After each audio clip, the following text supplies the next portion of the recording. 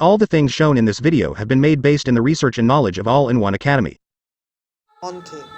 दरअसल मुगल दो शासकों के वंशज थे। माता की ओर से मुगल शासक चंगेज खां के वंशज थे, जो चीन और मध्य एशिया पर राज करता था। पिता की ओर से वे ईरान और इराक के तैमूर के शासक थे। सन 1526 से लेकर 1857 से मुगल ने भारत पर राज किया। मुगल वंश को देखा जाए तो मुगल वंश के संस्थापक बाबर थे, जिन्होंने मुगल वंश का संस्थापक ही नहीं हुए बल्कि एक विश्व स्तर पर मुगल वंशों को एक दर्जा दिया, जो कि उज़्बेकिस्तान से आए थे, जिसने मुगल वंश को पूरे भारत में फैलाया।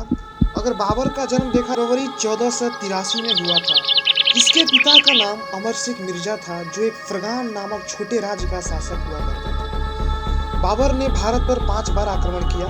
पहली बार इसने पानीपत के प्रथम युद्ध, जो कि 21 अप्रैल 1526 में हुआ था, और दूसरा युद्ध खनवा का 17 मार्च 1527, तीसरा चंदेरी का युद्ध 29 जून 1528, घाघरा का युद्ध 6 मई 1529। अगर दोस्तों हम बात करते हैं पानीपत की दूसरी लड़ाई, जो कि भारतीय इतिहास में एक बहुत महत्वपूर्ण भूमिका निभाती है, तो दोस्तों पानीपत की दूसरी लड़ाई जो हुई थी 1556।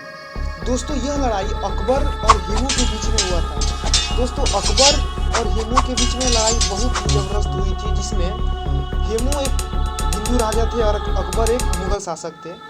हेमू का मेन लक्ष्य था कि भारत पर पूरी तरह से संपूर्ण रूप से कब्जा किया जाए, जिसने पहले से ही दिल्ली और आगरा पर झंडा फहरा चुका था। दोस्तों अगर हम बात करें पानीपत की तीसरी लड़ाई, तो एक ऐसी ही युद्ध है जो भारतीय इतिहास में ही नहीं बल्कि विश्व स्तर पर भी अपना तो मैं बता देना चाहता हूँ, यह युद्ध मराठों और अफगानों के बीच में हुआ था।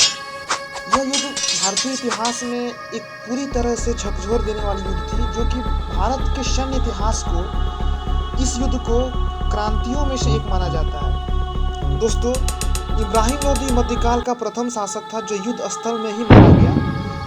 अगर हम खनवा के युद्ध में देखा जाए तो खनवा के युद्ध में बाबर ने राणा सांग को खिलाफ उसका जिहादा का नारा दिया था और युद्ध में गाजी का उपाधि भी धारण की। करीब 48 वर्ष की आयु में 26 दिसंबर 1530 में आगरा के प्रारंभ में बाबर के शव को आगरा में दफनाया गया, जो कि आराम बाग में दफनाया गया। बाद में इसे काबुल में लेकर चला गया। इसकी मूल्य भाषा थी, अगर बाबर की हम देखा जाए तो उसकी मूल्य भाषा थी वो तुर्की थी, और बाबर का उत्तराधिकारी हम देखें तो हुमायूं हुआ।